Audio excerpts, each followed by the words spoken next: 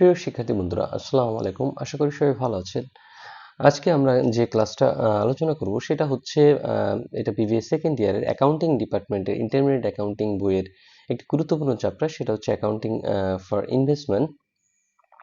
তো আজকে accounting for investment এই চ্যাপ্টার থেকে যে অঙ্কটা সমাধান করব এটা ন্যাশনাল ইউনিভার্সিটি 2013 সালে এসেছে।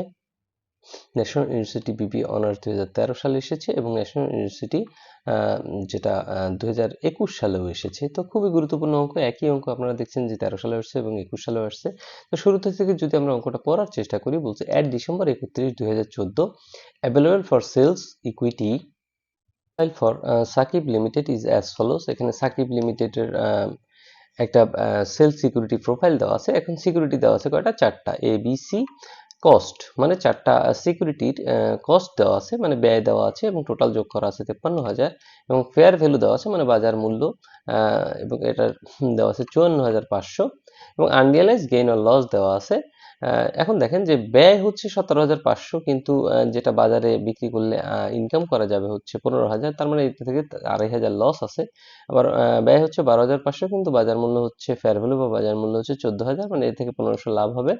এবং ব্যয় দেওয়া আছে 23,000 এবং ফেয়ার ভ্যালু 25,500, মানে 2500 টাকা লাভ হবে। তো এবার আনরিয়ালাইজ গেইন ও লস দেওয়া আছে কত? এই তিনটাকে যোগ বিয়োগ করে 1500 টাকা দেওয়া আছে। এখন আমরা যদি অঙ্কে আরো পড়ি যে previous security fair value adjustment debit. এখন এই সিকিউরিটি ফেয়ার ভ্যালু অ্যাডজাস্টমেন্ট যদি ডেবিট থাকে সেক্ষেত্রে আমাদের কি হয় আমরা একটু দেখি, চলেন। তার আগে এই অঙ্কটা যে কোন পদ্ধতি সেটাও একটু দেখি, কারণ এখানে অ্যাভেলেবল ফর সেল সিকিউরিটি বলছে, সিকিউরিটি বা ইকুইটি বলছে। তো আমরা নিয়মে শিখছি যে এই যে অ্যাভেলেবল ফর সেল সিকিউরিটি বা ইকুইটি থাকলে সেটা কি হয়? সেটা ফেয়ার ভ্যালু মেথড হয়। তো প্রথম আমরা নির্ণয় করলাম যে অঙ্কটা কি মেথড, অঙ্কটা হচ্ছে ফেয়ার ভ্যালু মেথড। এখন আমরা দেখছি যে সিকিউরিটি ফেয়ার ভ্যালু অ্যাডজাস্টমেন্ট আমাদের ডেবিট আছে, তাহলে security fair value adjustment debit কখন হয়? যখন গেইন হয়। আবারও বলতেছি, security fair value adjustment debit হবে কখন? যখন গেইন হবে। তো আমরা অঙ্কটা যখন পড়ছি তখন দেখছি যে security fair value adjustment debit আছে। তো চলেন আমরা আবার অঙ্কে চলে যাই। এই দুটো জিনিস একটু খেয়াল করেন। তো এখানে যে 1500 টাকা আমার বলা আছে, এই 1500 টাকার বলছে previous security fair value adjustment, মানে প্রিভিয়াস গেইন হচ্ছে কত? 400 টাকা, আর security fair value adjustment debit হচ্ছে 1100 টাকা। তার মানে কি? এটা হচ্ছে প্রিভিয়াস, এটা হচ্ছে কি কারেন্ট, মানে চলতি বছরের। এই যে ডিসেম্বর 31, 2014 এই বছরে হচ্ছে 1100 টাকা এবং প্রিভিয়াস হচ্ছে কত? 400 টাকা। তাহলে এই মোট মিলিয়ে হচ্ছে কত? 1500 টাকা আসলে সিকিউরিটি থেকে আনরিয়ালাইজ গেইন অর লস। এখন দেখেন এখানে আবার বলছে on January 20, 2015 Sakib limited sold security A 15,100 টাকা। মানে এই যে এ নাম্বার সিকিউরিটি আছে এটা বিক্রি করে দিছে। The sale proceed net of brokerage fees, মানে এই সেলটা হচ্ছে ব্রোকারেজ ফি মানে ছাড়া হয়েছে আর কি। মানে ব্রোকারেজ ফি মানে নেট করা, মানে ক্লিয়ার ভাবে দেওয়া, তার মানে ব্রোকারেজ ফি অতিরিক্ত ধরার কোনো প্রয়োজন নেই। এইখানে এই জিনিসটা বুঝেছে। এখন রেকর্ডে কি বলছে চলেন দেখি। Prepare the adjusting entry at December 31, 2014, report the portfolio at fair value. এখন আপনাকে ডিসেম্বর 31 মানে বছরের শেষ দিনে একটা জাবেদা দিতে বলছে, অ্যাডজাস্টিং এন্ট্রি দিতে বলছে, শুধুমাত্র কি লাভ লোকসান হয়েছে কিনা আর কি, এবং report for the portfolio fair value. এখন রিপোর্ট করতে বলছে। এখন রিপোর্ট করার মানে হচ্ছে আপনাকে একটু লিখিত আকারে দেখাইতে হবে যে আসলে ঘটনাগুলো কি ঘটছে। তো চলেন আমরা দেরি না করে রিকোয়ারটা একটু দেখি যে the portfolio should be reported at the fair value 54,500। এই যে ফেয়ার ভ্যালু কত?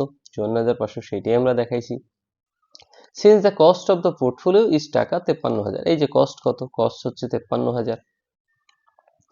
The unrealise holding gain is টাকা 1500। তাহলে কত হয়? এই যে 1500 টাকা আনরিয়ালাইজ হোল্ডিং, মানে অঙ্কে যা আছে যা সেটাই আমরা বিস্তারিত হয়ে লিখতেছি। অফ হুইচ টাকা 400 অলরেডি রিকগনাইজ। এই 400 যে প্রিভিয়াস বছরে, মানে এই যে 1500 টাকা হইছে, এই 1500 টাকার প্রিভিয়াস বছরের কত টাকা আছে? প্রিভিয়াস বছরে হচ্ছে 400 টাকা, যেটা আগেই রিকগনাইজ মানে আগেই নির্ণীত হয়েছে। Therefore the December 31, 2014 adjusting entry should be for টাকা 1100। কেন 1100? কারণ আমার তো চলতি বছরের কখন অ্যাডজাস্টিং এন্ট্রি দিতে বলছে? ডিসেম্বর 31। তাহলে ডিসেম্বর 31 যে আমার যে আনরিয়ালাইজড গেইন অর লসটা, সেটাই হচ্ছে আমাদের হিসাবভুক্ত হবে। তাহলে এই 1500 টাকার মধ্যে 400 টাকা হচ্ছে প্রিভিয়াস বছরের এবং এই বছরের কত? তাহলে এই বছরের এইটা সিকিউরিটি ফেয়ার ভ্যালু অ্যাডজাস্টমেন্ট এই বছরের এইটা। এখন আমরা জানি যে সিকিউরিটি ফেয়ার ভ্যালু অ্যাডজাস্টমেন্ট যে গেইন হয়, গেইনের জাবেদা কি হয়?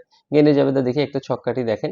Security fair value adjustment debit আর হচ্ছে আনরিয়ালাইজড হোল্ডিং গেইন আর লস ক্রেডিট। এটা হচ্ছে কি লাভের জাবেদা। যদি লস হতো তাহলে সিকিউরিটি ফেয়ার ভ্যালু অ্যাডজাস্টমেন্ট আমরা ক্রেডিট করতাম এবং আনরিয়ালাইজড হোল্ডিং গেইনটাকে কি করতাম?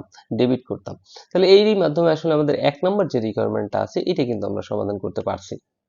এবার দেরি না করে চলেন আমরা ২ নম্বর যে রিকোয়ারমেন্টটা করতে বলছে সেটি একটু দেখি। বলছে show the balance sheet presentation. Balance sheet দেখাইতে বলছে of the investment related account at December ৩১, ২০১৪। মানে ডিসেম্বর ৩১, ২০১৪-তে আপনার কি ব্যালেন্স শিটে নেওয়ার মতো কিছু আছে? তাহলে সেটাকে কি করতে হবে? সেই হিসাবটাকে ব্যালেন্স শিটে আপনার কি করতে হবে? প্রদর্শন করতে হবে। এখন দেখেন আমাদের ব্যালেন্স শিটে যে ফেয়ার ভ্যালুটা আছে ৫৪,৫০০ এটি তো আমাদের সম্পদ।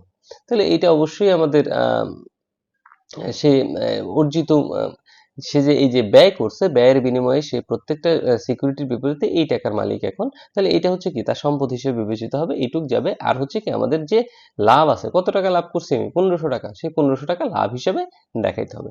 তাহলে এটা আমরা দেখাই যে কিভাবে এটা করতে হয়। তার রিকোয়ারমেন্ট আমরা কি করব? বি করব। তাহলে রিকোয়ারমেন্ট বি তে আমরা দেখি কি লেখা যায়। দ্য আনরিয়ালাইজড হোল্ডিং গেইন টাকা ১৫০০। আনরিয়ালাইজড হোল্ডিং গেইন কত? ১৫০০। কোথায় পেলাম আমরা? এই যে আমরা আনরিয়ালাইজড হোল্ডিং গেইন টোটাল পাইছি কত?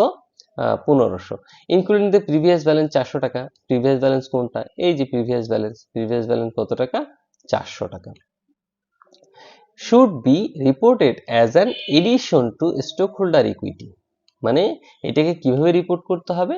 এটাকে হচ্ছে স্টক হোল্ডার ইকুইটিতে যোগ করে দেখাইতে হবে। এডিশন মানে কি? যোগ। তার মানে এই ১৫০০ টাকা আমরা স্টক হোল্ডার ইকুইটির সাথে যোগ করে দেখাবো।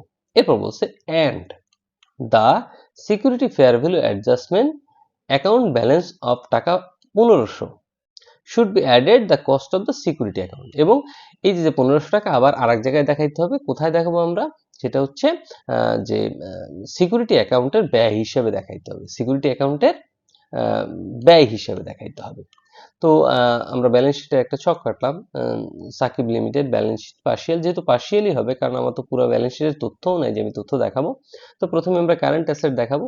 এরপর অ্যাভেলেবল ফর সেল সিকিউরিটিজ, এই যে মানে বিক্রয়ের জন্য কত টাকার সেল সিকিউরিটি আমার কাছে আছে? ৫৪,৫০০। এটা আমার সম্পদ।